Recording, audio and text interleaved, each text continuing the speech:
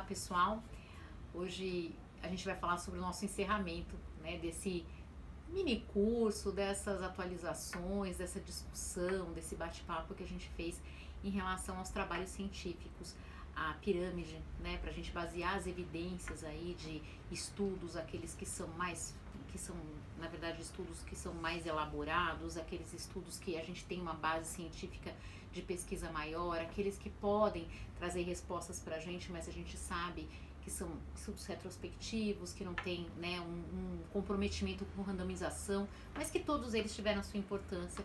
E eu acho que isso daqui é uma base que a gente trouxe, justamente porque a nossa grande preocupação é o médico saber, né, ter acesso à literatura e saber ler, porque a gente também ensinou como se ter acesso a essa literatura, né? Então, para isso, o Diego teve uma contribuição gigante para a gente, porque ele veio aqui, toda a disposição, trouxe para a gente todas essas respostas, que a gente faz depois ainda mais perguntas, né? Porque do mesmo jeito que foram as aulas, a gente sabe que as evidências não existem. As evidências, elas são transitórias, né? O que hoje em dia é o certo, amanhã a gente pode ter outros trabalhos que vão mostrar que o caminho seja outro, né? Então, Diego, vou passar a palavra um pouquinho para você, para a gente encerrar esse nosso bloco de aulas. Foi a aula inaugural, mais 12 aulas, e agora a nossa aula de encerramento. Perfeito. Então, só queria agradecer ao CREMESP, em nome da Camila aqui, que nos permitiu esse espaço para conversar sobre medicina baseada em evidências, né? Obviamente que é impossível a gente explorar de forma detalhada e minuciosa toda a medicina baseada em evidências, é uma área de atuação, é uma área acadêmica, é uma área de pesquisa, ela é muito ampla.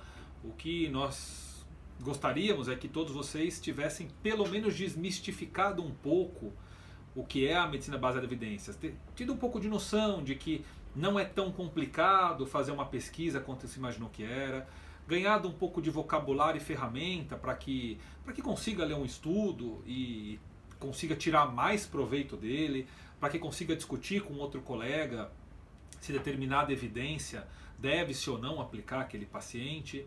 E principalmente, acho que por trás de tudo isso, e a gente está aqui no CREMESP não é à toa, é para mostrar o que dá validade para a autonomia do médico, né? A autonomia do profissional de saúde, aqui falando especificamente do médico, ela não se dá de forma libertina em que o médico pode fazer o que ele quiser. Esse é um ponto que a gente tem que tomar muito cuidado, porque o querer vai além da evidência. Então, a autonomia, ela só é validada a hora que ela está dentro do círculo de segurança da evidência. Então, eu tenho o conjunto de evidências de qualidade, de maior para menor, de certeza de maior para menor. Eu sei o que vai dar certo na maioria dos pacientes, o que a literatura mundial me valida, o que as sociedades médicas recomendam. E é dentro dessas opções que aí sim eu exerço minha autonomia, que o paciente pode dar a sua contribuição, que ele pode ter compartilhada a sua decisão terapêutica e diagnóstica, né? A hora que a gente começa a ter a medicina baseada não na evidência, a gente começa a perder o direito de autonomia, porque passa-se a exercer práticas que a gente sabe que nem sempre vão dar certo, que podem dar errado. Os pacientes podem começar a fazer escolhas que no imaginário deles é o melhor para eles, que pode ter resultado, quando na verdade não tem. Então, o que dá autonomia ao médico e o que dá autonomia ao paciente, o que permite que esse binômio trabalhe de forma compartilhada, é exatamente a restrição que a evidência permite. Então, o que pode parecer paradoxal, né, o que o termo autonomia pode dar uma falsa impressão de uma extrema liberdade, é exatamente o contrário. A autonomia só se dá num ambiente estritamente controlado. Eu preciso ter muito controle, muita segurança para eu ter autonomia, né? Quando a gente vai olhar a aviação, quando a gente fala em autonomia de piloto, autonomia de aeronave, só pode ter autonomia se todo o sistema de segurança estiver ativado e funcionando. Então é isso que a gente queria trazer para vocês, né? Que é a medicina baseada em evidências que permite que o médico seja livre. É somente dentro da evidência que a liberdade se faz. Fora da evidência não tem liberdade, porque tem uma zona muito perigosa, uma zona de dúvidas e insegurança. Então a primeira mensagem era essa, né? Usem a evidência para conquistar a liberdade de vocês. E a segunda mensagem é aquela frase que eu acho que eu comentei na primeira aula. eu aprendi, quando eu estava me formando, uma frase que não vou dizer que eu vou melhorar, mas eu vou parafraseá-la, né? Eu aprendi que a medicina é uma ciência de verdades transitórias. Se a gente for olhar isso, detalhar essa frase, ela não é muito correta. Por quê? Porque a verdade não tem como ser transitória. A gente não pode ser relativista aqui. A verdade, ela existe, ela está lá, né? O que é transitório é a evidência, né? Então é o quanto eu me aproximo dessa verdade, por qual ângulo que eu estou olhando essa verdade, e isso é transitório. Por quê? Porque as nossas ferramentas são imprecisas, porque os nossos pacientes são heterogêneos, porque o nosso sistema de saúde trabalha com recurso, então eu tenho limitação no que eu posso fazer.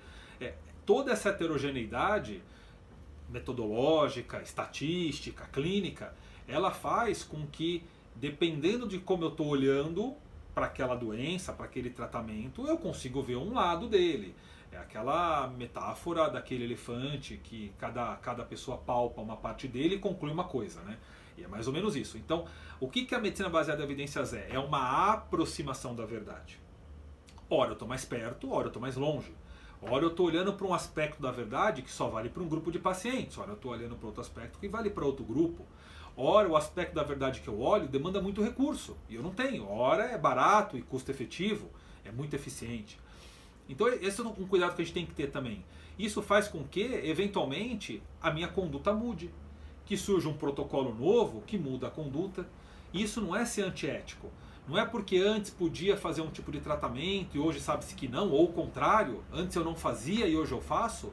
Isso não é nada antiético, muito pelo contrário. Mudar é ético quando eu mudo baseado em evidência.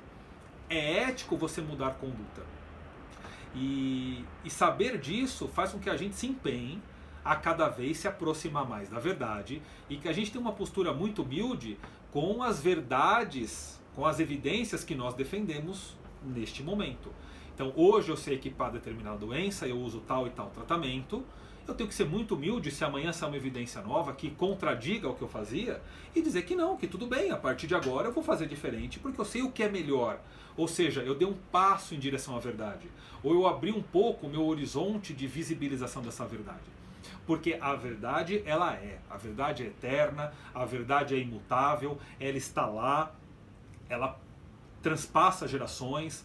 A verdade ela vai além do nosso conhecimento médico. A verdade é uma entidade metafísica que a gente tem que buscar, né?